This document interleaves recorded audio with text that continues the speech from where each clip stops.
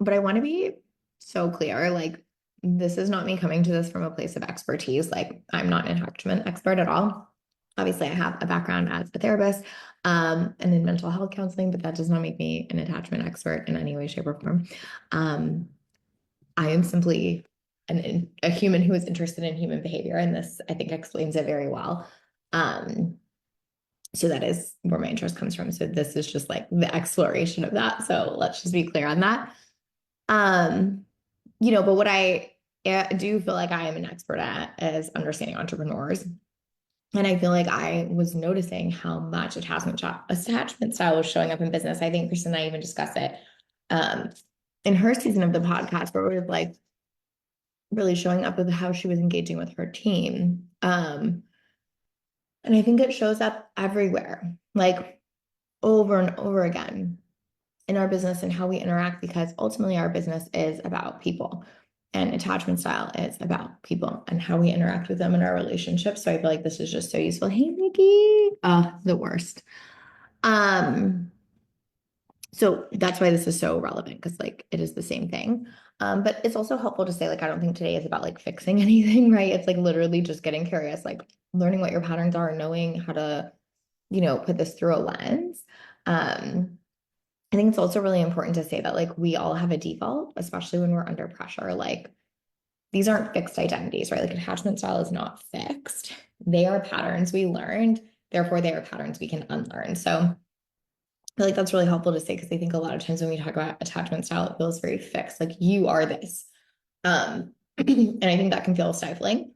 And what I really like about attachment theory, more than a lot of other kind of like personality kind of stuff, is that it's not fixed. There is a way to like earn your secure attachment, to move toward a more healthier, supportive version of that, and that it's not like this fixed trait that we are now this human who behaves in this way. It's really like we have these default settings that we can work to unlearn. Hey Deborah, hey Michelle, excited for this. Yay. So good.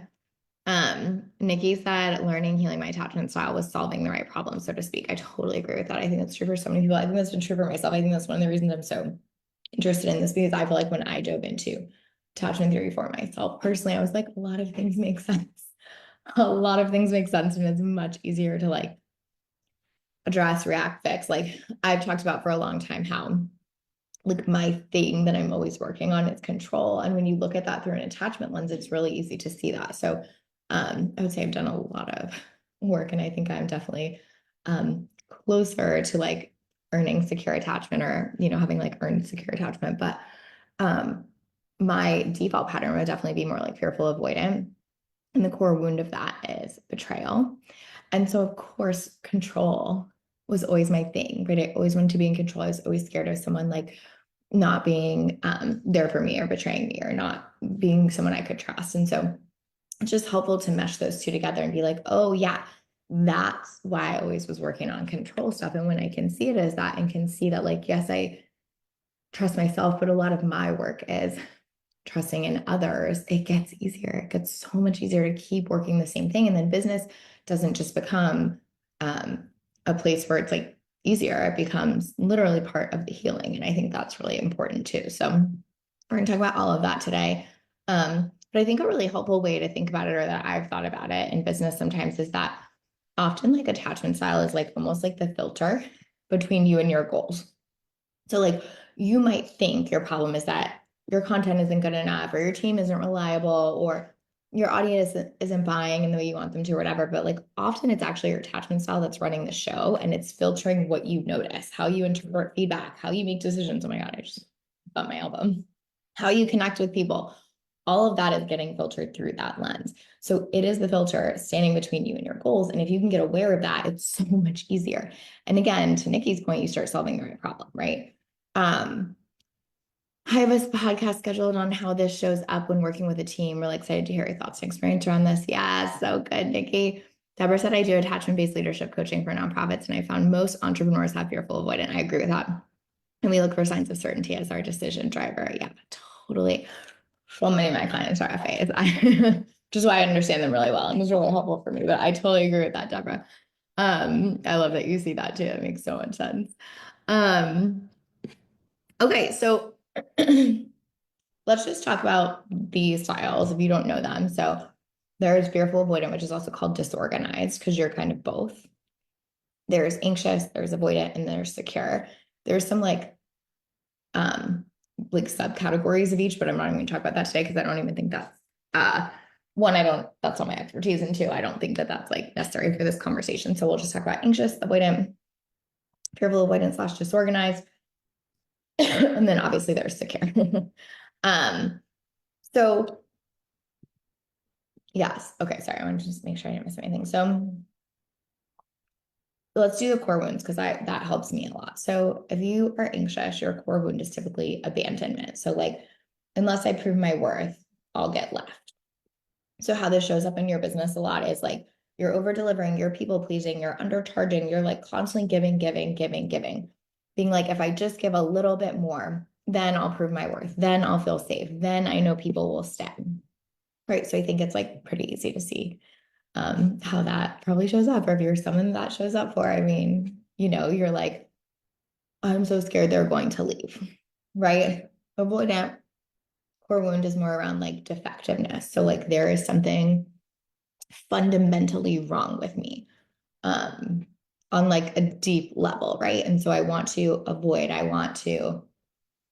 be more away from people. I will often, I think, see that as someone's like plateauing in their business. They're isolating. They find it really hard to receive help. They're quite slow to grow because there's always resistance to the people aspect, right?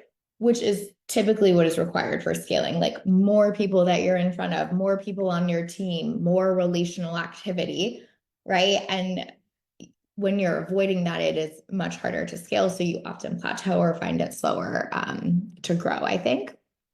Um, Abandonment is so Enneagram 9 coded. It's me. Hi, Michelle. um, okay, what else? So what did I do?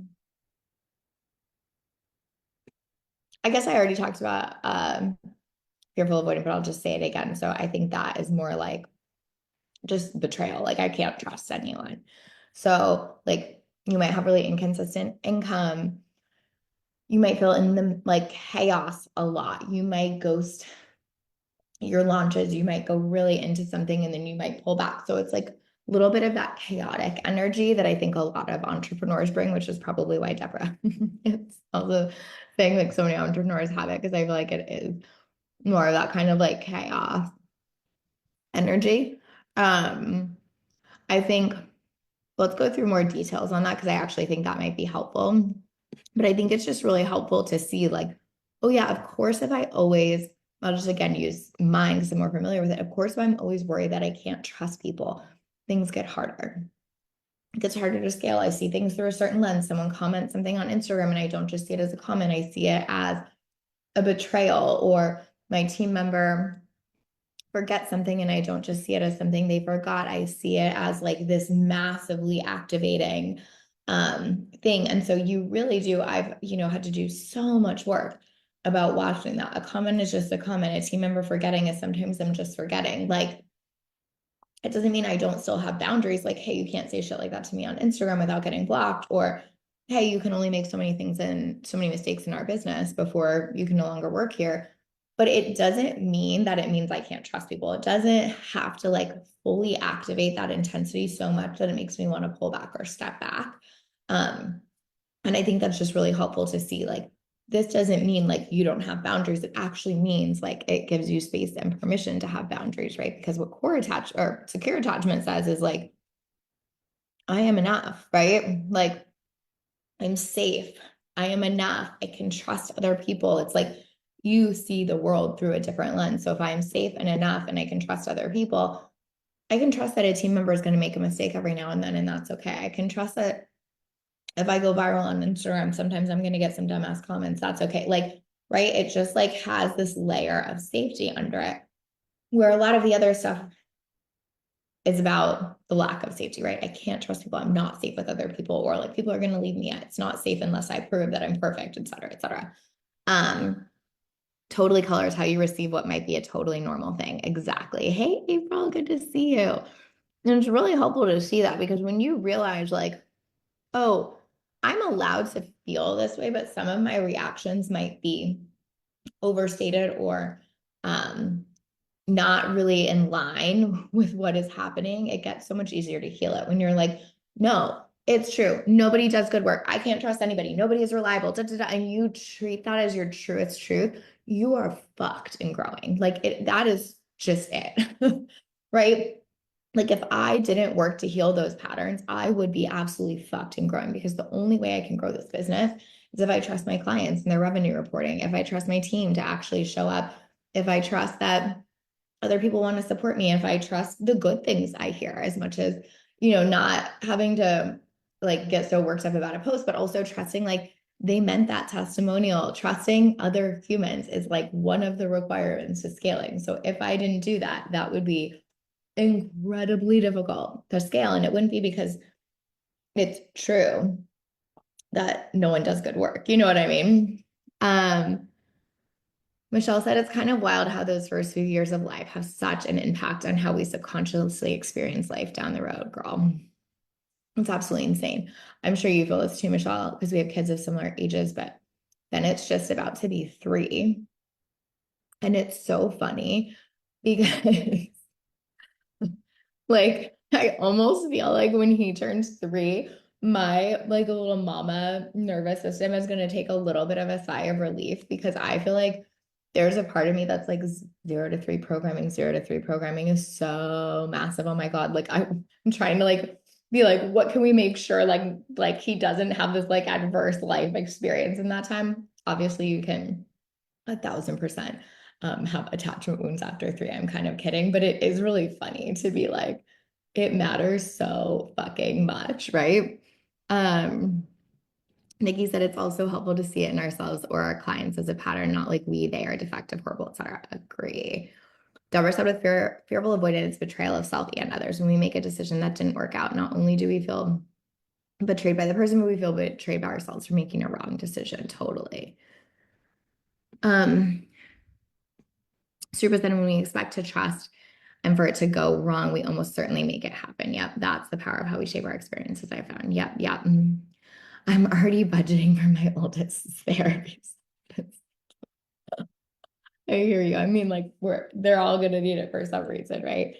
Um, so I think another thing that's really helpful to just go through is like, what might some of this look like more specifically? Michelle said, honestly, learning about this stuff and how it impacted me made me really grateful. The girls are 4 years apart after lots of agonizing about that age gap. Who knew? There you go. Like unsuspected win. Um, okay, so if we talk about anxious attachment in business, I think I took some notes if you see me looking at something.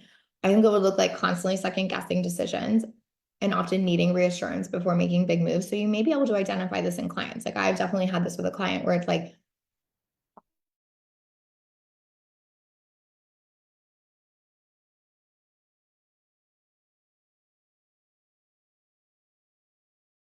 hey, like we don't have to make it wrong, but it's like what I think a lot of us do is go, oh my God, they're either a bad client or I'm a bad coach. Instead of being like, they have anxious attachment, right? And when you do that, it's so much easier, like so much easier to move through it. So that's just helpful to see. I think often those are the clients who feel really panicked when there's like a slow sales day or when they see a lot of unsubscribes or when there's like a low engagement on a post. Like it really sends them because it's like that feeling of being abandoned. So it's like people leaving their list, people engaging less than they thought they would, um, really can trigger it. And again, it's just so helpful to see that for what it is. Because I feel like sometimes in coaching, we can kind of too easily be like, why are you worried about this? This is not a thing. Instead of being like, oh, this really is a thing. And if we can create more safety for you around that, it's going to get better. Um, I think there is often like a really huge tendency to tie like business to personal worth with this. And I think these are also the people who like will try to do almost anything to keep a client happy. Like they really think that like they have to keep people there. Like it is their job to like shift and change and do more and give more to keep someone there, right? Um, Nikki said, I think you're really leading here, Lacey, with this perspective because it's well documented that organizations and teams that are most profitable happiness are the ones that feel psychologically safe in their organization and team. Ooh, that's so good. Supa said, I found I get sketchy trusting myself when I've taken things personally and when I've made it mean something rather than, oh, that happened. That's just my response, my reaction, not my reaction. It's such a discipline, and taking things personally is such a pull, and it makes it all so much more emotional rather than balance. Yeah, totally. I'm pretty sure I lean anxious, and I think this is a big part of why hearing no from people felt so hard for me. Yeah, totally. That's really helpful to see, right? Where someone else could be like, they said no, who cares? Move on. Maybe they're really secure, you know? And you're like, oh my God, they said no, they're abandoning me. This means I'm not safe. This means I have to fix something about myself to keep other people from abandoning me. You can like really, really spiral down a path there. Okay, I think that's probably good on anxious. Okay, avoidant. I think a lot of this time these people like definitely prefer to work alone. They don't ask for help. They really resist any like collaboration or idea that someone else would help with their success. I think they're typically very emotionally distant with their audience. Their content usually will feel really like polished, but not connected. I think they often want it to look and feel very polished. And when you're like, I have a DA client, it's like I have to like call her on this a lot, is like working to like let her audience in a little and feel safe letting them in because in her ideal scenario, it always looks perfect, it always looks polished, and there's like this big wall here, like stay out. But then she also, obviously wants the results of that. And so she has to do a lot of work here around being like, how can I feel more safe, like just being around people, right? I think they tend to like really overvalue self-sufficiency. Like they think it is like the best thing you could possibly be instead of like seeing interdependence as healthy or normal or positive. They often see like that hyper independence or self-sufficiency as almost like the ultimate goal. Um, I feel like they often like will procrastinate launch or visibility stuff because it feels too risky. So they'll want to like plan the launch, but then they'll find a reason not to do it, or they'll decide they want to like create a visibility plan, but then will often pull back. Like it's like they objectively know that that makes sense in their business, but they're kind of always finding ways to pull back or avoid these things because it would mean a level of vulnerability that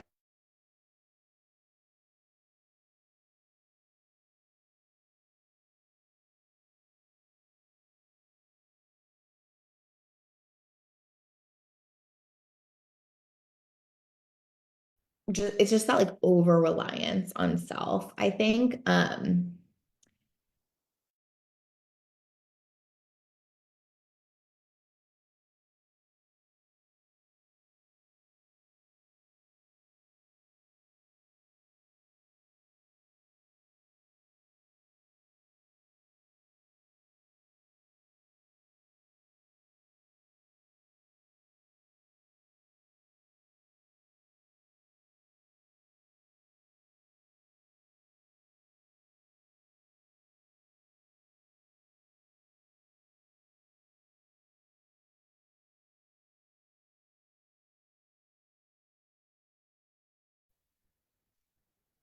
No, am I back? Um, okay, I think I'm back. Will y'all tell me if I'm back? I feel my Zoom like shut down for a second. So hopefully it's still back on the same live stream, but tell me if it is. Michelle said, it's also why I really struggle to understand what I want because I spent a long time anticipating and putting everyone else's needs before my own. Yep. Nikki said, which absolutely impedes their ability to scale fully. Oh, good, good, good. I'm back. Okay, amazing. Sorry about that, y'all. I'm so glad it came back on the same one. So I'm not even sure where I dropped off, unfortunately. But yeah, it's sort of, I was basically talking about that client who it's like she's so hard on herself, but then she thinks she can only rely on herself. So of course she doesn't feel safety. Of course it feels really unsafe to do anything because I can only rely on me and trust me, but I also think I suck almost, right? And so we had to do so much work around that because that is not safety producing. Like we cannot have that thought and then go get really visible. We cannot have that thought and then go do a big launch. We cannot have that thought and then, go have a reel go viral and like want to repeat that process. You know what I mean? Weird. Okay, sorry about that, Michelle. So I think that's really helpful to see. Again, it's like these invisible filters that keep us stuck. And what a lot of times they'll like someone in that with that's avoidant will say is like, yeah, but I just really want to fix this part first, or like I just need to do this first, or get this thing, blah, blah, blah, like, whatever, update my program. Like there's always these ways they're finding that they like need to make it better first. So anyway, I think that is very useful. And again, it's like, this is what sticks us. It's not necessarily because like your program's not good enough or because you need a better ad strategy. It's like, this is the stuff that sticks us. I find with clients who feel that there's such a level of control and it's often actually hiding a thing. If no one can do it like me, I'm the best, which then distorted is not trust is so unhelpful. Totally. Okay, so let's do fearful, avoidant / disorganized. I think they often want success and visibility, but like really fear it at the same time. Like that was me when I first started my business. Like I really wanted all that, but also like my biggest fear was of success, I think, in many ways. Um, I think they can really get stuck in these self-sabotage loops because they do both ends of the spectrum. It's like easiest for them to kind of like loop and create chaos. Like they might be super connected to their audience one day and then they might like want to like totally ghost or excuse me, be like really engaged with their team and then all of a sudden not answering their team. And it's like kind of feels like this push pull a lot of the time. I think that yeah, so true. We need a happy magic for FAs and DAs, right? Oh my God. I do not know if I'm equipped for that. I think every woman entrepreneur experiences this, by the way, but I think most specifically the fearful entrepreneur really gets stuck in that too much, not enough trap, which again creates that inconsistency for sure. And I think that like these are a lot of the people I think who can really build something, but really struggle to sustain or maintain it. I think it's funny for me that I've built such a message around like sustainability and steadiness and stuff like that. And it's probably in large part because that's where so much of my work came in is like, how do I create a steadiness for myself? How do I create a safety for myself? How do I know that I can sustain this? And so it's like no accident, right? That's like what I desire so much to help people do. It's what I desire to talk about because I feel like that was such an unlock for me when I realized I could create that and hold that for myself. That's when I started earning my secure attachment, right? When I was like, oh, I'm not doing this push pull anymore. I'm not creating this chaos. I'm not like in it one day and out of it the next. I'm not always like, burning shit to the ground, et cetera. Like being that steady, like made such a difference. But yeah, exactly. Deborah's saying, build it, burn it down, build it up, burn it down, build it up, burn it down. That. And what's funny about FAs, I feel like, is usually they're very good and magnetic in many ways. And so it's easy in some ways for them to build it up, but then the tolerance of holding it is too much and they'll burn it down, but they don't mind building it up again because they're actually pretty good at that part. But that space for tolerance and safety and steadiness and holding, I think is really, really tough for a lot of people. Again, that's kind of why I think it's become part of my like message and obsession. And I honestly think it's also why I built my business the way I have in a lot of ways, because it's helped me like sustain it, if that makes sense. We can get to that though. Let's talk about secure attachment though, because I feel like that's helpful to name as a thing too. So like, what would that look like? Looks like, showing up really consistently. It looks like being able to be vulnerable without spiraling. It looks like making decisions that are really more grounded in like alignment or truth or strategy without like as much emotional reactivity to them. You can receive feedback without, totally shutting down or spiraling. You have this kind of like inherent trust that your value is there. So it's like you're less attached to like if this drops, my self-worth is tied to it. Like if I have a bad income month, I can hold that, you know, like I'm not like I suck and I'm a bad person and all of these things. I think that they typically have a lot of trust in like themselves and others in the process. Like trust is this really, really, really foundational element in secure attachment. I think they're also really good with boundaries and not boundaries in the like avoidant way where it's like, don't come near me, but boundaries in the way of like, I know I'm good enough and worthy enough. And so I have standards about how you can come to me, how you can be in my world, what that looks like, what's required to be here. I think sometimes that gets taken really far in our industry where it's more as like a way to keep people out or almost be like, don't talk to me, peasant. And like in secure attachment, it's very healthy. It's like, you are welcome in my world. There's just a certain thing that's important to me. Like you know, you can't show up and like, you know, whatever, curse at me on my caption or on my Instagram post or whatever, but it's like a different way. It's not like a to keep people out and to be like, don't talk to me, don't use calls, stay away. It's like, you're welcome here. There's just a way that I'm gonna like be able to receive people and it looks like this kind of thing. Um, what else do I want to say on that? I think that's kind of it in terms of secure, but I feel like that one's, you know, in a sense, it's more obvious, but it's not because sometimes when you don't have that, you're like, oh, yeah, people feel like that. Oh, yeah, it does look like that. But it's also obvious in a sense of like, we can kind of see what's healthy in business. Of course, not tying our worth to it is important. Of course, not being massively emotionally reactive matters. Of course, being able to hold healthy boundaries is the thing. But this, like, again, kind of falls under something. So it's helpful to categorize it of being like, oh, yeah, that's why I would work to earn secure attachment because every fucking thing in my life gets easier if I do that. Getting visible gets easier, team gets easier, clients get easier, relationships get easier, like everything gets easier when I create that internal security, when I create that internal trust, when I create that internal space of earn secure, everything around me gets easier. And I think that's like really motivating. Um, I'm trying to think of what I could tell you about my journey on this.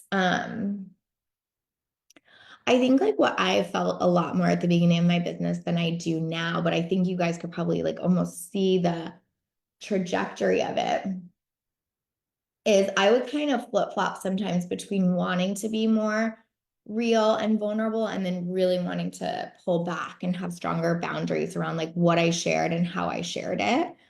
Um, and I think like a lot of my own inner work of like earning secure has made me finally at a place where I feel like I can be both, like where I do have really clear boundaries around what I share and what I don't, but I don't find myself in a push pull around it as much where I'm like all strategy and never talking about myself or sharing some like really real, raw, vulnerable shit that was maybe an overshare. Like I think I used to bounce between those more than I do now for sure.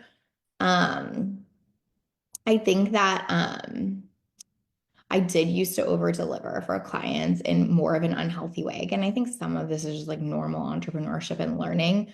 But I do think I used to feel like, oh, well, if they, especially with revenue share, like if they're paying me this, I should give this or whatever. And like having to kind of come back to center and groundedness of like, this is the exchange. It's clear.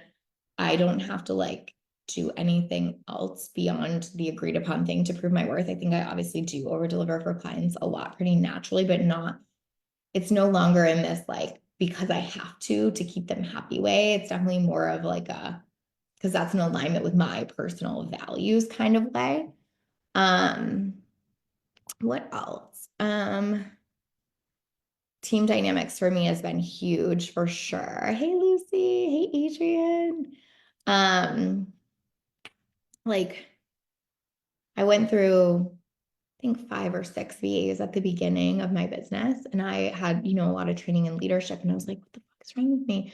I have a master's in ethical leadership. Why is this so hard for me? It shouldn't be that hard. Um, and now I can see that was part of it. Like as soon as someone made a mistake, I was like, nope, don't trust you. Nope, don't trust you. Um, I used to be like that a lot more with friends too. Like as soon as someone like would show a crack or something of like some way I thought that they might not be trustworthy, I would be like, now I'm like, humans are nuanced. There's a lot more to it than that. Someone can make a mistake without it being like intentionally done or like about hurting you or whatever. But then I think what I kind of did, and I talked about this in a different live stream that I did recently, but I think having done so much work around that, what I accidentally did last year, I think, is I leaned the other way a little too hard. Like, because I realized this was my thing where I was like, have been working so hard to build trust in like team and things outside myself. Megan and I had a lot of trust, but that was built over a very long time. And so I was so used to having that I almost gave that to someone new without them having earned it. And in my brain, I was like, yay, look at me. I'm healed. I'm trusting. And then I was like, oh, that was almost like performative healing in some ways, where I was like, look at me. I'm so trusting. Instead, I'm like, no, no, no. My healed version is like, this is what I want. This is what I need. This is our standards. Like, I don't think you're trying to intentionally betray me, but like also like we still have standards.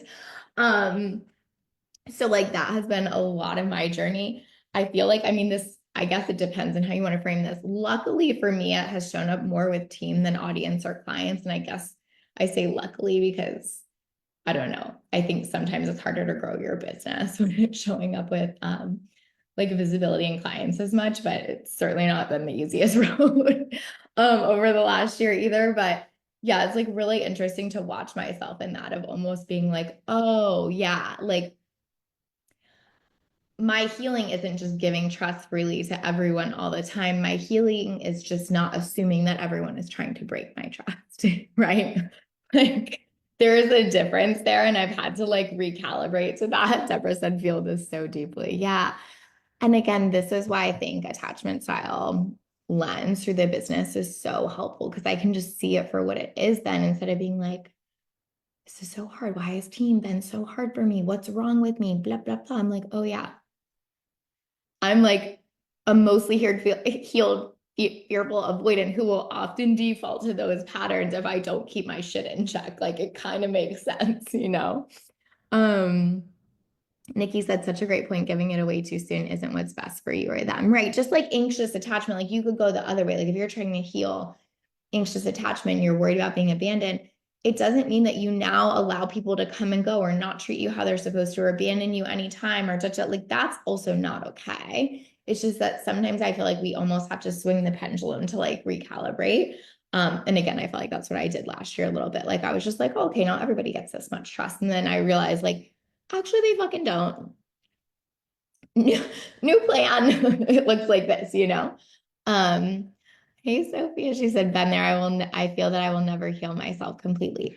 I mean, I kind of don't think we do, to be honest. I sort of hate to say that because I feel like that feels less empowering or hopeful than I mean for it to. But I think we always have some default patterns, right? Like I am never going to be the most trusting person. Like if that is what someone is looking for in me, this is not the place to look for it. But I also can have those defaults and not constantly act on them, right? Like I remember Kenny did something when Bennett was a newborn. It was like benign, but to me at the time, I was like, you didn't turn the monitor all the way up. Like it literally felt like, you know, he is purposely trying to harm me and my child or whatever. And he was like, yo, you're allowed to be upset, but like I just forgot to turn the volume up. Like that ain't it either. And you know, I would say that by and large, that is not my normal reaction, but I was tired, I was postpartum, I was hormonal, whatever. I defaulted. Like that's okay. You know, like that's not something we have to like work so hard against that it never comes up. But I think it's also something where like you feel more in control of it. You feel more clear about it. You feel more empowered around it. You feel more able to offset it. You feel more aware of it when it comes up. Like, I really think that's all of it. Like, whenever I talk about stuff like this or mindset or healing, I always say, like, the goal is for stuff to become like a bug bite, not a broken leg. So before it's like a broken leg, it creates chaos in your business.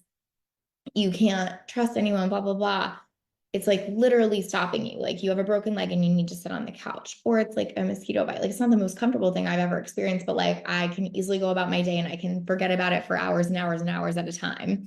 Um, and that's okay, So I feel like if we're leaning more toward bug bite, we're winning. I agree. We have lived our own personal experience for so many years to be completely different. We're more in control of our triggers. Exactly. Yep, fully. Um, what else do I want to say? I'm just looking at the notes I made.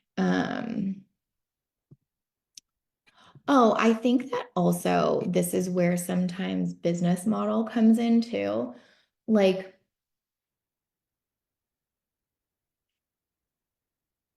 I think so. What comes with being a fearful avoidant? I think for a lot of people, but I'll speak to myself, is a pretty intense level of hypervigilance.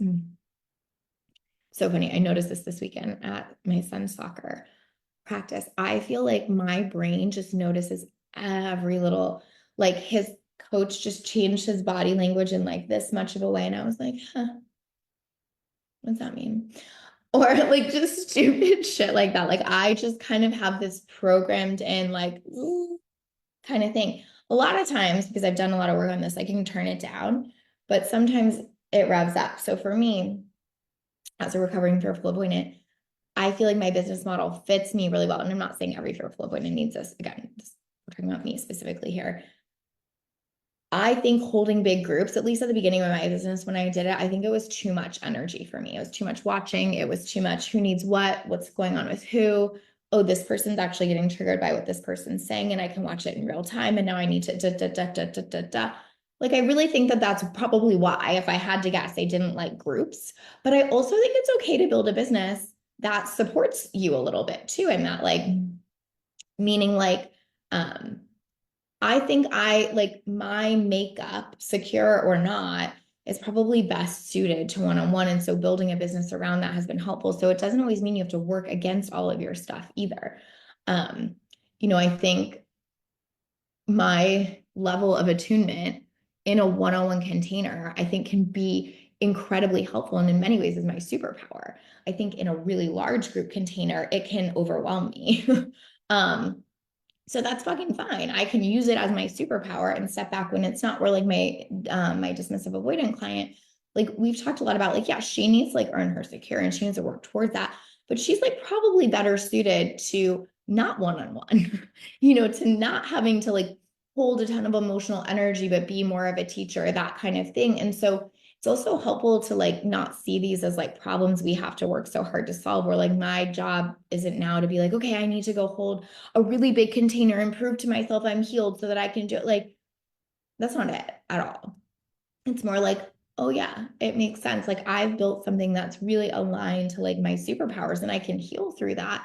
But I also don't have to pretend I'm not who I am, and that the experiences I have that have shaped me haven't shaped me in a meaningful and important way that I don't want to acknowledge, right?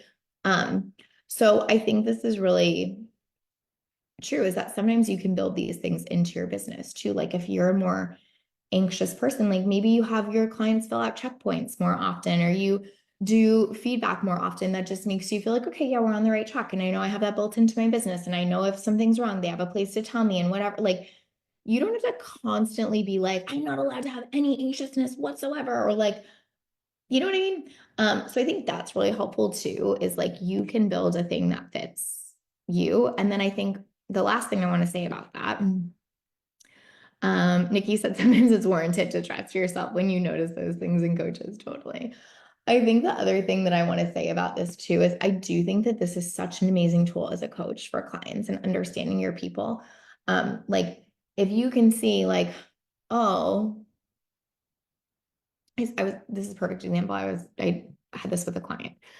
Um, she would create the most fucking compelling content and was so magnetic and so amazing. And then she would always get to this like one point or level and be like, and like pull back. And something would always happen. There would always be a reason that she had to like disappear, for a month from social or something like that. And a different version of me as a coach would have been like, the fuck is going on there? Like, I cannot figure this out. But knowing this as a coach, I was like, girlfriend, let's talk about your attachment style. Of course, we talk about her attachment style. Of course, she's an FA. Of course, there's stuff there. Of course, there's this whole push and pull that she has going on. And it just made it so much easier to solve the right problem, to talk about the problem in a way that was like very permission giving, but also very clear as to what it was, instead of being like, no, no, no, no, no. The problem this time was just that I had this family thing going on and I had to take a break. No, let's talk about it for real, how it is. But let's also not invalidate that that feels true. And so I think that attachment style is just this incredibly helpful tool to do that. Or like if you see your client doing weird shit with team all the time, like let's talk attachment style. What's going on there? Right? With myself, that's what I had to do. Like, okay, why does this keep feeling hard? Oh yeah, mirror, what's going on here? Um, so you don't have to be an expert to do this. It's just like I know all of my clients' human design, and I'm in no way, shape, or form even close to a human design expert, but it does help me with a level of understanding. It does help me with a lens to talk to them through. So this can just be that. I forget who wrote it, but the book Attached is great if you're like wondering where to start with this. Um, but honestly, I think this is some of the most important work we can truly do as people who are in the business of people. You know what I mean? Like, we're in the business of helping others, supporting others, coaching others. Like, when you are in the business of people, you have to look at how you react to people, your relationships with people, what lenses you have there, what you make them mean. Because it will inform so much. And it is just truly like one of the biggest game changers I know. Um, so I hope this helps. I hope this provided some perspective, whether it was for you or for a client, or even just another tool to use or look at. But I have found this endlessly helpful. I will always continue to be a student of attachment theory, just because it has changed so much for me and it has made so much make sense for me. Um, I wish I had known this earlier, which is so ironic, right? Because I knew it. It's not like I didn't have to like take, a test on attachment style or something. But like knowing and knowing are incredibly different things, let's be clear. And I think so many decisions I made probably would have been different or maybe less charged had I had this lens. So I hope that helps. Thank you, Deborah. Thank you, Nikki. Sophia said, have you done any lives with human design? I'd be interested to see your perspective with different types. I haven't. I honestly know so much less about human design than I do about attachment. So I do not feel uniquely qualified to do a human design one, but maybe we can bring someone on that does at some point. Same with astrology. Like I do not feel as personally aware of that, but I think all of it's kind of the same, right? It's like all this lens through which to look at our behavior and kind of hold ourselves accountable without making ourselves super wrong. And so I kind of feel like that's how I try to look at most things. Like attachment theory for me helps me hold myself really accountable without making myself really wrong in the process. And that's what I love about it. Same with clients. It helps me hold them really accountable to being like, hey, is this your avoidance showing up? Let's be real about this. Let's be true about this. Let's talk about it without being like, and you just suck because of that. You just have this fucking icky pattern and like, no. So anyway, I think that applies to human design. I think that applies to anything. Yay. Thank you, sir. But thank you guys so much for being here. I don't even think I said this, but if you commented, you're entered to win a $100 gift card. Again, as always, it's just a thank you for being here. So thanks for this. I was just excited to have this conversation. So I love getting to have it with all of you. And it's a love that reminder, hold myself accountable while not making myself feel bad or wrong. Exactly. Yay. All right, guys, I hope you have a beautiful Monday. Thank you guys so much for being here, and I will see you next week. Bye, y'all.